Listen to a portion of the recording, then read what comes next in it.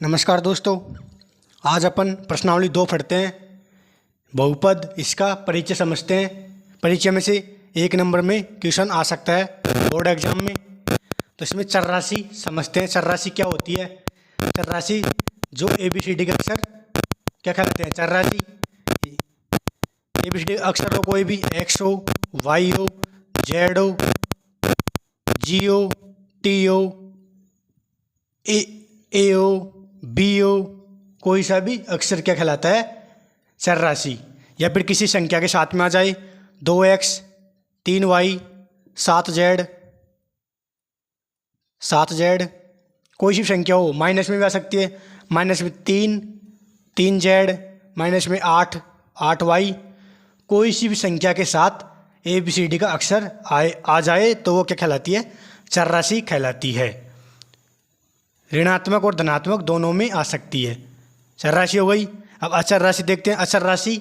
अचर राशि जो जिनके साथ में XYZ नहीं आए। अचर राशि संख्या, केवल संख्या ही अचर राशि कहलाती है। संख्या में धनात्मक संख्या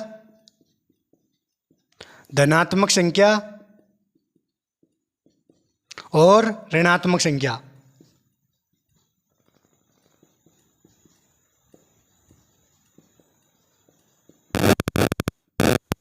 ऋणात्मक संख्या, अचर राशि में धनात्मक और ऋणात्मक संख्या हो सकती है कोई सी भी, जैसे 4, 7, 2, 3, 5, 12, 27, ये क्या है? सभी अचर राशि। माइनस में भी हो सकती है, माइनस में 3, माइनस में 8, माइनस में 25, माइनस में 535, सभी क्या है? अचर राशि। यानी कोई सी संख्या हो जिनके साथ में ऋणात्मक चिन्ह हो और धनात्मक हो, वो क्या कहलाती है? अचर राशि। इनके साथ में ABCD का अक्षर नहीं आता है। ठीक है, ABCD का अक्षर हो जिनके साथ में आता है वो क्या कहलाती है? चर राशि। अब आगे देखते हैं, अपन आगे बढ़ते हैं। तीसरा है बहुपद के पद। बहुपद के पद कौन से होते हैं ये बताना है आपको। एक पद, द्विपद, त्रिपद, ये कैसे होते हैं? तो अकेली संख्या के साथ में कोई चर राशि आ जाए तो ये कौन सा हुआ है? एक पद। ठीक है, इसमें ये कौन सा है? एक पद, यानी सिंगल संख्या है पूरी, एक पद। और अगर 2x + 3 आ गया तो एक पद ये हो गया और एक पद ये हो गया। ये कौन सा हो गया? द्विपद। द्विपद या दो पद। ठीक है, या दो पद। और एक अपन ने 3x + 5y + 7 ये ले लिया। एक पद ये हो गया, एक पद ये हो गया और एक पद ये हो गया। कितने हो गए? 3 पद। 3 पद। ठीक है, आपको परिचय में ये सब याद रखना है। बहुपद में कितने पद हैं ये आपको 1 नंबर में पूछ सकता है। अब बहुपद में घात देखते हैं। बहुपद के अंदर घात, अगर 3x² + 5x + 2, अगर ये बहुपद है, बहुपद में घात पूछ रहा है तो घात, अधिकतम घात बतानी है। ठीक है, इसमें भी एक घात है ऐसे तो, ठीक, कोई घात नहीं है तो एक घात मान जाती है। अधिकतम घात कितनी है बहुपद में? x², यानी अधिकतम घात 2। ठीक है, अधिकतम घात ही बहुपद की घात कहलाती है। और अगर अपन ले लिया 7x की पावर 7 ले लिया प्लस 4x की पावर 5 ले लिया प्लस 3। ठीक है, अगर इसमें पूछे कि बहुपद की घात कितनी है तो क्या बतानी है? अधिकतम घात बतानी है। ठीक है, ना कि न्यूनतम घात, क्योंकि न्यूनतम घात तो 5 है, अधिकतम घात कितनी है? 7। ठीक है, तो ये कौन सा हुआ? अधिकतम घात 7। ये 7 उत्तर हुआ है इसका घात में। घात पूछे तो 1 नंबर में पूछ सकता है आपके। ये 5 और 7 को जोड़ मत देना। ठीक है, अलग अलग है ये। तो ये अधिकतम घात हो गई। अगर ये हो गया 7x, 7 इधर 9 ले लिया अपन ने, 9x² + x की पावर 2। ठीक है, गुणा में ले लो एक, ऐसा भी आ सकता है तुम्हारे, +5। अगर ऐसे आ जाए, यानी यहाँ पर गुणा आ जाए और इसमें पूछे अधिकतम घात कितनी है, तो अधिकतम घात कितनी है? 2 नहीं बतानी है, क्योंकि ये गुणा में है तो गुणा में पहले इसको 9x² 9x² को x² से गुणा करेंगे तो 9x की पावर 4 यानी घात जुड़ जाती है। ठीक है, घात जुड़ गई तो और प्लस में ये 5। अब इसमें कितनी घात हो गई? 4। ठीक है, ऐसे आपको हल करके देखना है, फिर घात बतानी है। ठीक है, अब आगे देखते हैं। आगे बहुपद के गुणांक। बहुपद के गुणांक बताना अपन को। बहुपद में कितने गुणांक होते हैं, ऐसा भी पूछ सकते हैं 1 नंबर में।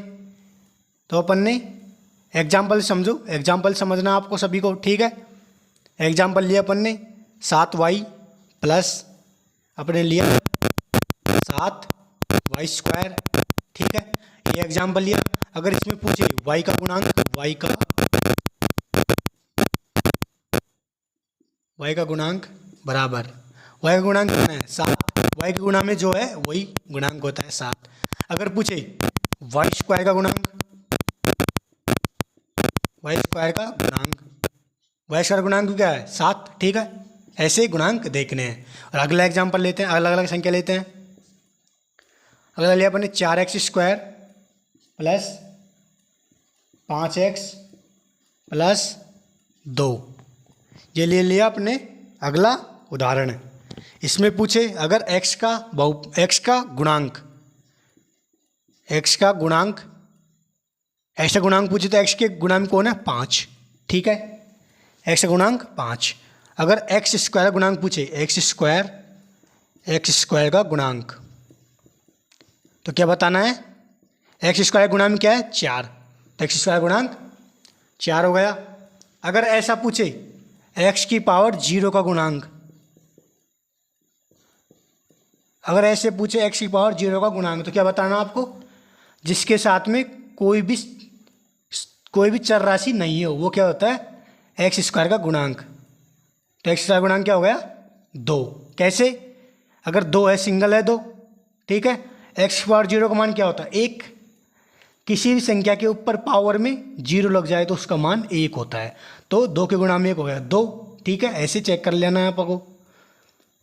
x² हो गया। अगर y की पावर 0, इसका मान भी 1। कोई सी भी संख्या के पावर में 0 हो, या फिर 1 की पावर 0, इसका मान 1। 2 की पावर 0, इसका मान 1। ठीक है, ऐसे इनका मान होता है। तो यहाँ पर x की पावर, ये गुणा मान लो x की पावर 0, इसका मान 1 हो गया। इसका मान 1 को गुणा 2 से करेंगे तो 2 ही आ जाएगा। तो ऐसे आपको ध्यान रखना है, x की पावर 0 का गुणांक जिसकी संख्या में कोई भी चर राशि नहीं हो, वो क्या कहलाता है? x की पावर 0 का गुणांक। अब आगे देखते हैं अपन द्विघात बहुपद के बारे में जानते हैं। द्विघात बहुपद का फॉर्मेट क्या होता है? द्विघात बहुपद का फॉर्मेट होता है ax² plus bx plus c। ठीक है, ये क्या होता है? द्विघात बहुपद का फॉर्मेट। इस फॉर्मेट में होगा तो वो क्या कहलाता है? द्विघात बहुपद। जैसे अगर x², इसे गुणा में क्या है? a का मान 1, x², अगर माइनस में 2x प्लस 8, या फिर -8, माइनस वाला समझो पहले। तो माइनस में 8 है। अगर x², ये प्लस लगा देंगे अपन, और -2x को अंदर लिख लेंगे, और यहाँ प्लस और -8 को अंदर। ठीक है, ये क्या हो गया? ये द्विघात बहुपद है भी। कैसे? x² इन x², a का मान 1 है गुणा में। ठीक है, और प्लस bx का मान कितना है? x तो x है ही, और b का मान -2। ठीक है, ऐसे पता करना आपको। और c का मान कितना है? -8। ठीक है, ऐसे आपको पता करना है। ठीक है, ये हो गया द्विघात बहुपद। अगर प्लस में हो तो कोई एक एग्जाम्पल तो ये हो गया।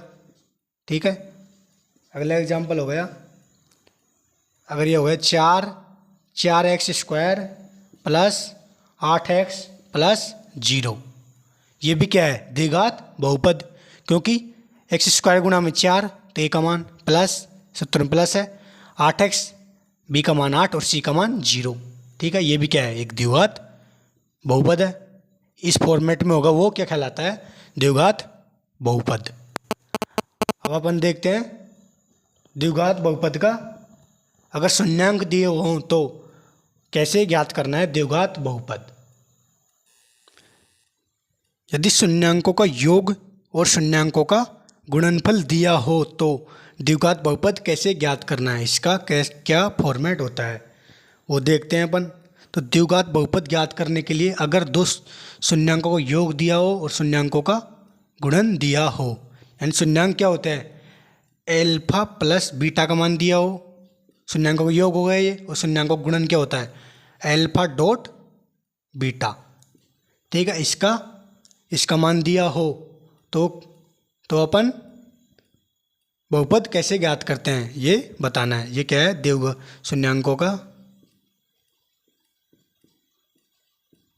शून्यांकों का योग, शून्यांकों का मतलब एल्फा प्लस बीटा का योग, मान शून्यांकों का योग होता है। एल्फा डॉट बीटा मतलब एल्फा गुणा बीटा, तो शून्यांकों का गुणनफल।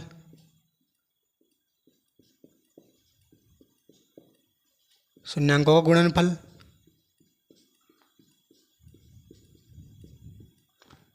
इसमें ये फॉर्मेट होता है, आपको याद रखना है। द्विघात बहुपद याद करना, x square minus alpha plus beta यानी शून्यांकों का योग गुणा में एक्स और प्लस शून्यांकों का गुणनफल एल्फा डॉट बीटा। ठीक है, ये एक नंबर में पूछ सकता है क्वेश्चन में, और तुम्हारी प्रश्नावली 2.2 के अंदर इसी पर आधारित क्वेश्चन है। ये आपको द्विघात बहुपद का सूत्र याद रखना है। अगर शून्यांकों का योग दिया हो और शून्यांकों का गुणनफल दिया हो ना। जैसे एग्जाम्पल से देखो, एग्जाम्पल देखो, अगर अपने पास 1/4 हो और एक -1 हो, ठीक है, ये पहला क्या है, ये शून्यांकों का योग। ठीक है, ये तो हो गया एल्फा प्लस बीटा शून्यांकों का योग, और ये हो गया -1 क्या हो गया, एल्फा डॉट बीटा यानी शून्यांकों का गुणनफल। तो इस सूत्र में रख दो एक्स स्क्वायर ऐसे कैसे, ठीक है, और माइनस चिन्ह ऐसे कैसे, एल्फा प्लस बीटा का मान क्या है 1/4। ठीक है, एल्फा प्लस बीटा मतलब शून्यांकों का योग का मान 1/4 गुणा में एक्स ऐसे कैसे, और फिर प्लस एल्फा डॉट बीटा का मान -1, तो प्लस की जगह -1। ठीक है, ये मान दे रखा है, सूत्र में रख दिया अपन ने। अब 4 को हटाना है तो दोनों तरफ कोष्ठक लगा के गुणा में 4 कर दो, तो 4 हट जाएगा, और 4 को एक्स स्क्वायर से करेंगे तो 4x स्क्वायर, माइनस 4 को इससे गुणा करेंगे तो 1/4 गुणा में 4 गुणा में x है ही। ठीक है, और माइनस में -1 को 4 से करेंगे तो -4। अब 4 से 4 कट गया, ठीक है, तो 4x स्क्वायर ऐसे कैसे, माइनस यहाँ कट गया, एक x बच रहा है मतलब x, और माइनस में 4, ये हो गया द्विघात बहुपद। ठीक है, अगर दो शून्यांकों को योग दिया हो और शून्यांकों को गुणनफल, अपने पास शून्यांकों को योग दिया है 1/4 और शून्यांकों का गुणनफल दिया है 1 -1। ठीक है, योग ये और गुणन ये। ठीक है, तो ये फॉर्मेट आपको याद रखना है। तो इसी के साथ तुम्हारा प्रश्नावली 2 बहुपद का परिचय समाप्त हुआ। अब अपन नेक्स्ट वीडियो में देखेंगे 2.1। ठीक है, ये अच्छे से पढ़ के आना परिचय, 1 नंबर में पूछ सकता है। मैं बार बार कह रहा हूँ आप सभी को, 1 नंबर का मतलब बहुत मायने रखता है आपके लिए। 1 नंबर से आप परसेंटेज अच्छी बनाओगे। ठीक है, अब नेक्स्ट वीडियो में मिलेंगे अपन प्रश्नावली 2.1।